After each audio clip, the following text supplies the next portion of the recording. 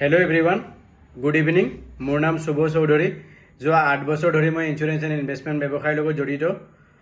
মই এজন mutual fund distributor হয়, ৰেগুলেটৰী আণ্ডাৰ সেবি এণ্ড এমফিৰ আণ্ডাৰত। বহু মানুহে মিউচুৱেল ফাণ্ডৰ মিছকনচেপ্ট কৰি থাকে যে যিটো বস্তু এতিয়া 30 বছৰত আপোনাক বহুত ৰিটাৰ্ণ দিছে আকৌ সেইটোতে ইনভেষ্ট কৰিব খোজে। একচুৱেলি তেনেকুৱা একো কথা নাই। ফাণ্ড চিলেকশ্যনটো খুবেই ইম্পৰ্টেণ্ট। যিসকল মানুহে কণ্টিনিউৱাছলি ৰিচাৰ্চ কৰি থাকে বা ফেক্ট শ্বীটবোৰ পঢ়ে কোম্পানীটোৰ, তাতে বহুতখিনি বস্তু গম পোৱা যায়। একজেক্ট মাৰ্কেট কেতিয়া কি হ'ব কোনো ক'ব নোৱাৰে, কিন্তু এটা ধাৰণা কৰিব পাৰি যে এনেকৈ হ'লে এনেকৈ হ'ব পাৰে। ফৰ এক্সাম্পল, যেতিয়া যিকোনো ফাণ্ড হাউচে লাগিলে SBI হওক, ICICI হওক, টাটা হওক, যেতিয়া যিকোনো এটা ফাণ্ডছ লঞ্চ কৰে, সেই ফাণ্ডটোক NFO থ্ৰু দি লঞ্চ কৰে। NFO মানে হ'ল নিউ ফাণ্ড অফাৰ। 10 টকা ইউনিটৰ এটা প্ৰাইচ যেতিয়া মাৰ্কেটত এৰি দিয়ে, 15 ডেইজত তেখেতলোকে কালেকশ্যন কৰে। 15 ডেইজত কালেকশ্যন হোৱাৰ পিছত আফটাৰ পাৰ্টিকুলাৰ টাইম তেখেতলোকে এটা চাৰ্টেন এমাউণ্টত এই মাৰ্কেটত ফাণ্ডটো লঞ্চ কৰে। তাৰপিছত ৰেগুলাৰলি তাতে ইনভেষ্টমেণ্ট বেচা কিনা কৰিব পাৰি।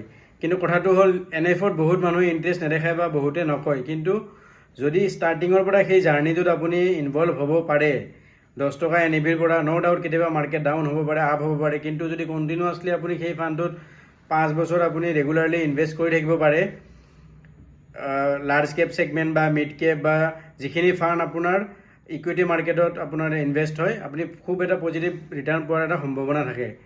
কিন্তু কোনোবা এপত বা কোনোবা ইউটিউব ভিডিঅ'ত চাই কিনে আপুনি সেই পাৰ্টিকুলাৰ ফাণ্ডটো যে ল'ব লাগিব বুলি তেনেকুৱা কথা নাই। আপোনাৰ যিকোনো মেট্ৰ' চিটিতে আপোনাৰ মিউচুৱেল ফাণ্ডৰ আজিকালি অফিচ পোৱা যায়। তাত গৈ আপোনালোকে নিজেও যদি সোধে তাতে আপুনি গম পাব। তেনেকুৱা একো নাই যে আপুনি খালি অনলাইনৰ থ্ৰু দিয়ে গম পাব বুলি। আৰু SIP লামচাম দুই ধৰণে ইনভেষ্টমেণ্ট কৰিব পাৰি মিউচুৱেল ফাণ্ডত। SIP মানে হৈ গ'ল মান্থলি একাউণ্টৰ পৰা এটা এমাউণ্ট ডিডাক্ট হৈ যাব, এটা স্পেচিফিক ডেট আপুনি দি দিব। তাৰ বাহিৰে আপুনি SIPত আৰু বহুতকেইটা মোড পাই যায়। ডেইলি মোড থাকে, কোৱাৰ্টাৰলি থাকে, হাফ ইয়েৰলি থাকে, উইকলি থাকে, অভাৰনাইট থাকে। তো বহুকেইটা ধৰণে আপুনি ইনভেষ্টমেণ্ট কৰিব পাৰে। আৰু লামচামো ঠিক তেনেকুৱা কৰি যেতিয়া আপোনাৰ হাতত এক্সট্ৰা পইচা এটা আহে 5,000, 10,000, 20,000 আপুনি যিকোনো ফাণ্ড হাউচত ইনভেষ্টমেণ্ট কৰিব পাৰে। লাৰ্জ কেপ, স্মল কেপ আৰু আপোনাৰ বেলেঞ্চ হাইব্ৰিড ফাণ্ড তেনেকুৱা বহু ধৰণৰ কেটেগৰীত ইনভেষ্টমেণ্টবিলাক ভগোৱা হৈছে।